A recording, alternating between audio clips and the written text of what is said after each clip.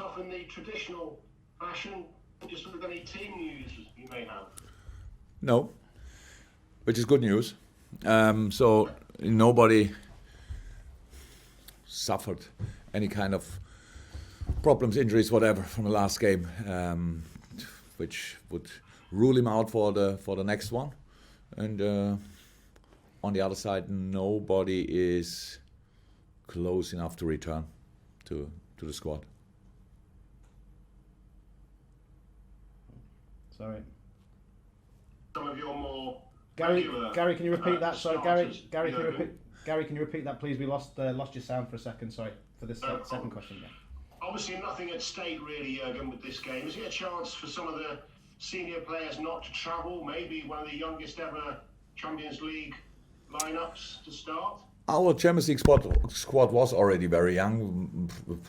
We had 4, 5, 6 players, I think, involved in the squad during the whole campaign so far, and yes, they will travel, and then we will make decisions. So we have today one session. Yesterday we had a session already with the players, especially who didn't play in the Wolves game, and today the one session we have together, and so I have still a few hours to make decisions. I will use the time. Analyze is not finalized yet, and that will all play a part in my thinking, and so we will see. You're right. It's the first time that we don't have to get a result at the last match in the group stage. First time that we are first in the table already, and so we have to consider the general situation. That's clear. But we have to consider as well, it's Champions League, we are Liverpool, and we want to win the game. And all these kind of things, will lead in the end to a lineup. Okay, Ian Kennedy, and then James from TalkSport, and then Carl Markham from Press Association. Ian next. Hi Jürgen, just on that, as a manager, these kind of games don't happen that often in terms of the result not affecting the group, but as a manager, are you looking for certain things to come from the game, certain things that maybe you've worked on in training as a team or with individual players? Is that where the importance of this game, these kind of games, can come into play? No different things, but our way. I want to see our way to play, that's clear, whichever lineup we'll have. It's clear for the boys what kind of football we want to play, how intense we want to be, how difficult to play we want to be for the opponent. So there are a lot of things I want to see, but that is pretty much what I want to see in all the games. And this game is not different. This game is only in one part different, and that it's we don't have to win it, because as Liverpool you usually have to win all the games. But we still want to win it, which is pretty much the better thing to do, and that's what I want to see. That everybody can see we go there and want to win the football game, and hopefully it will be difficult because Midtjylland is much better than the table shows. When you make the analysis, you see how good they are in the games, and they grew in the competition without getting points. But it's a strong group, and so it was difficult for Midtjylland. But I'm sure they will give us a proper fight, and we have to be ready for that. And when you reflect on the group as a whole, Jürgen, you must be really pleased, because when those teams came out, it didn't look the easiest of groups. But if you win this game, you could get to 15 points, which I don't think Liverpool have ever done before. Look, that's another reason. Apart from just wanting to win, getting 15 points is another reason. And we will, how I said, we will try everything. But we cannot completely forget the situation we are in. And the situation we are in means we play after that game on Sunday, after that game on Wednesday, after that game on Saturday. And I forgot now how many days we have in between. I think I heard now a second ago that in the next 22 days we play again 6 games. And my boys played in the last 22 days for sure, at least 6 games, if not 7, some of them. So yes, we try everything to be as good prepared as possible. Okay, we go to James from TalkSport, then we go to Carl Markham from Press Association, and we have some visitors from Denmark on the call. So, but James first. Jürgen, how pleased have you been and how encouraged have you been by how the young players have embraced the opportunities they've been given this season? You look at Kelleher at the weekend, another clean sheet, the likes of Curtis Jones, Phillips, Williams, a number of players have come in and the results have still been really impressive. It is. That's what you always look. I don't have to say it any different.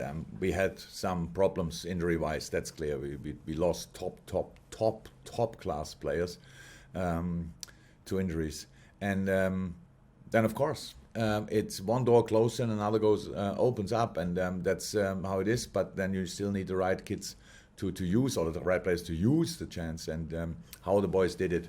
And really, we can really go through all of them. What Reece Williams did so far in the Champions League is exceptional. What Nate Phillips did when he played Premier League was absolutely exceptional.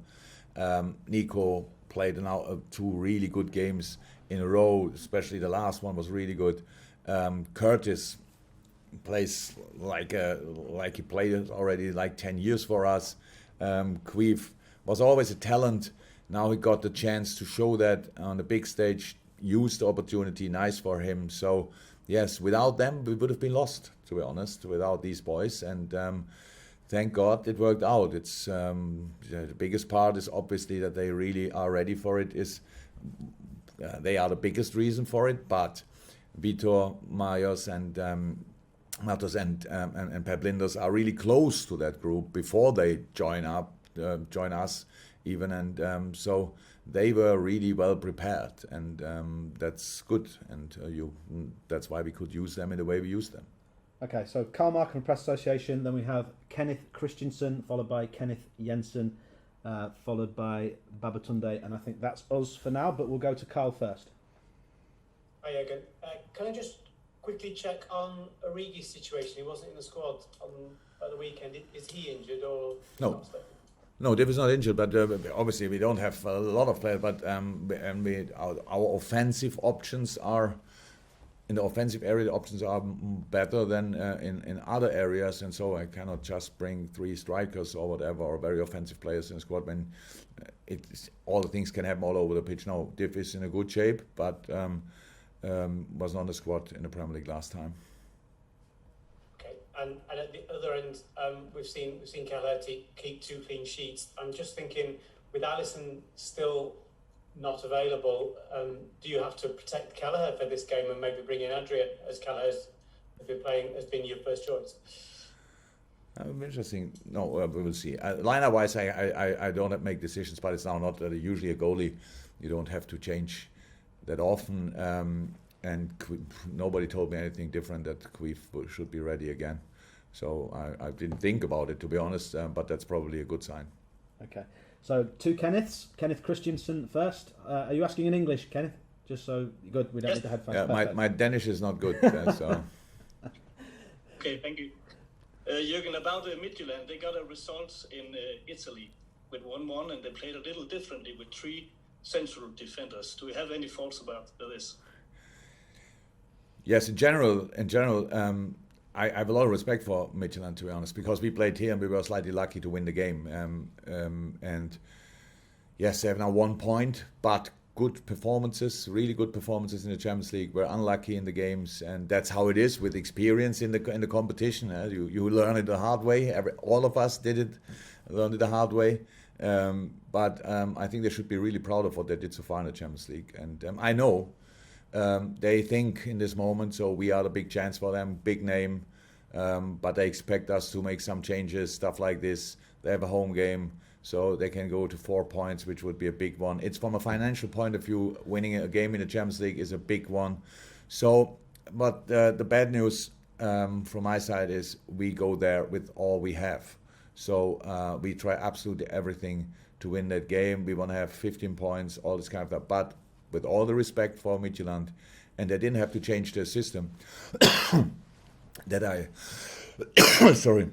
think a lot about them, because since Sunday I have nothing else to do than thinking about Midtjylland, and it's not finished yet. So we will be there, and hopefully we will be prepared. Okay. Thank you. Thank you, Kenneth. And then to another Kenneth, Kenneth Jensen. I hope I've said that right. Jensen. Right. Yes, you said Jensen, right? He thinks. Did he say Jensen, right? Jensen or Jensen? Yeah. There we go. Kenneth. Yes. Kenneth number 2. No, it's Jensen. You're right. Yes, thank you. Good. Yes, Ken. Hi Jürgen, hope you're well. Yeah, I'm okay. Listen, my question is I wanted to ask you about the reforms in international football, because from Denmark we're not used to seeing, let's say, so often Danish teams in the Champions League group stage. I I was just curious with the way international football is going. Do you think there's still chances for the smaller teams to come onto the big stage? And do you see, like, I call it, being romantic with football, seeing a little team perhaps surprise a bigger team sometimes? Do you still think that's possible with the way international football is going? Is there any change plan for next year or whatever? So if not, then it is possible. It was always possible. So how I understand it, it will be always possible. But you need to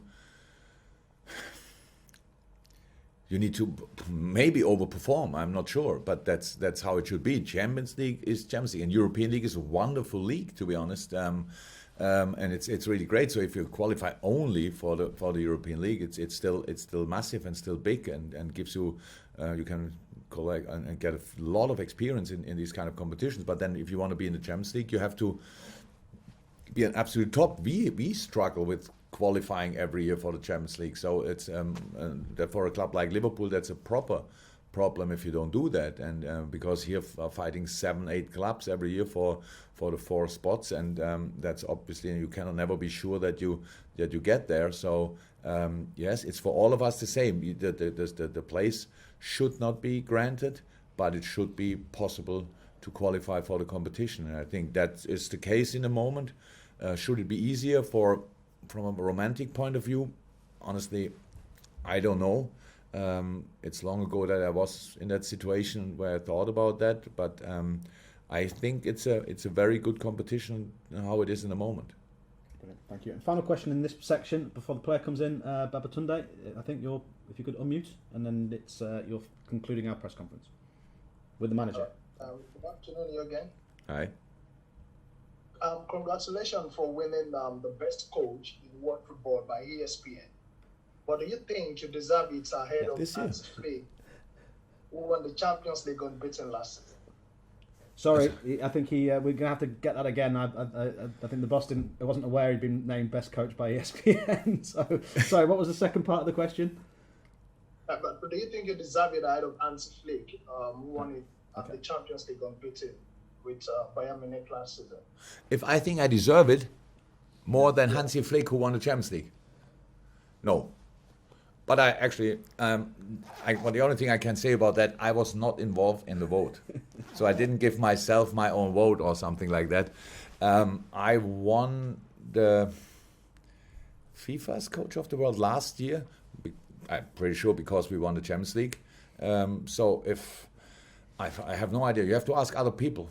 I don't believe in these kind of individual awards for coaches, to be honest. In a moment when somebody starts to give awards to coaching staff, like a whole bunch or group of coaches, in my case we are 6 coaches, I'm the first to organize the party. But as long as I get these kind of things alone, I'm not very interested, to be honest. But anyway, great, and thank you very much whoever voted for me. And sorry, Hansi, probably you would have been the right one to get it. Yeah, hello there. Thanks for your time. Good to see you. Am I okay? Yeah, I'm good. You must be loving life at the moment. Yeah. It's been a decent week for me. Like, what can I say? 2 debuts in 1 week was a bit of a mad one. So yeah, it's been a good week. Do you think you forced the hand at all, as far as you know, of the hierarchy in terms of maybe now they're not in the hunt for a reliable number 2 for Liverpool? That's not something I've thought about, to be honest. I've just been trying to listen when I get my opportunities. I've just been trying to take them, to be honest. I've had 2 games. I think felt I've done well in the games, and that's all I can do, to be honest. So I've not really thought about that. Thanks. Cheers. Good luck. Thanks, mate. Okay, Ian Kennedy, do you want to go next, please? Hi, Quaid. Just wondering, as a goalkeeper, is it getting a little bit easier now with each passing game in terms of how you're feeling and settling down, maybe with the nerves? Outfield players can get into a game and not think too much, but as a goalkeeper, you kind of stood there sometimes for long periods with things going through your mind. But are you feeling more settled? Is it getting easier now? Yeah, definitely. I think definitely on the weekend I felt more comfortable after playing midweek. So yeah, I think you're right there. Just the more games you play, I think the more comfortable I'm feeling. So yeah. And how did it feel when you ran out to the Kop end and actually had people sat behind you? I mean, that must have been a slightly different experience. How did you feel with that? Presumably you could hear what they were saying. Yeah, that was a class feeling, to be fair. Going down and actually having fans there and singing and hearing "You'll Never Walk Alone" was actually some feeling, to be honest. So it was class. Okay, James from TalkSport, do you want to go next, please? Well, it's great to speak to you. At the start of this season, did you have any idea that you'd be involved, so heavily involved in first team football? And when did you find out that you were going to start your first match for Liverpool? Don't know. I didn't think I was just focusing, to be honest, on just training hard every day and trying to get better, to be honest. And if an opportunity did come, I just tried to be ready. So I wouldn't say I was definitely thinking I'd be playing, but I just tried to train myself and prepare myself every day to be ready. And I was actually told the day before the Ajax game, I was told that I'd be playing. So yeah. Okay, Carl Markham, do you want to go next, please? You're on mute, Carl. Right. Thank you. Hi, Craig. Sorry about that. Just want to go back to last season. You played 4 games. In 2 of those games, you conceded 5 goals. That must seem like a world away now. And how do you react to those games at the time? Yeah, it was obviously. I wouldn't say disappointed, but just like, just a bit like, I know I could have done better, but it was difficult games. But I think we had a lot of kind of younger players against tough opposition, which kind of made it more difficult as well. So I wasn't really too hard on myself. I just like kind of after the games, I looked back on them, seeing what I could do better, and then just kind of moved on from there. I didn't spend too much time thinking about them or anything. Okay, guys, we've got time for 2 more questions. Dom, do you want to go next? Great. Just talk us through the whole thing of the Ajax game, particularly the save from Huntelaar right at the end, and the manager coming on to you, and he's seen you first of all, and he gave you a great big bear hug. I mean, you were basically responsible for the moment that's got Liverpool into the knockout stages. I mean, it must have felt like a sort of big coming of age moment, really, in terms of how you helped the squad. Just talk us through that whole sort of the instinct of the save and the reaction with the manager. Yeah, it was just like you say, it was just kind of an instinct kind of reaction save. To be honest, he was that close, and I just tried to get anything that I could on it, and luckily I was able to get it away to safety. So it was a nice moment to make that save, and then after the game for the manager to come up to me it was a nice moment for me. Like it was, I wasn't expecting it, but it was a nice moment. Did you get what was your phone like? Did you have any messages? Did you see Alisson afterwards? Just talk us through some of the messages that you had, because you obviously got such attention. It was a really big sort of moment for you. Yeah, honestly, my phone was buzzing for about 3 days till after the game, just from friends, former coaches, family, kind of everyone really. And like I say, Alisson texted me as well, just to say well done as well, and that he was proud of me and stuff. So yeah, all messages were all nice and supportive. So it was really nice to get all them. Yeah. Okay, and final question from Mike, please. Hi, great.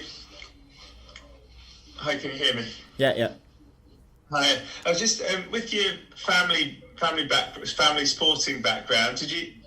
Was hurling ever an option for you? And I was just wondering whether having siblings playing sports as well, is that contributed to you seeming very, very relaxed about being in this environment?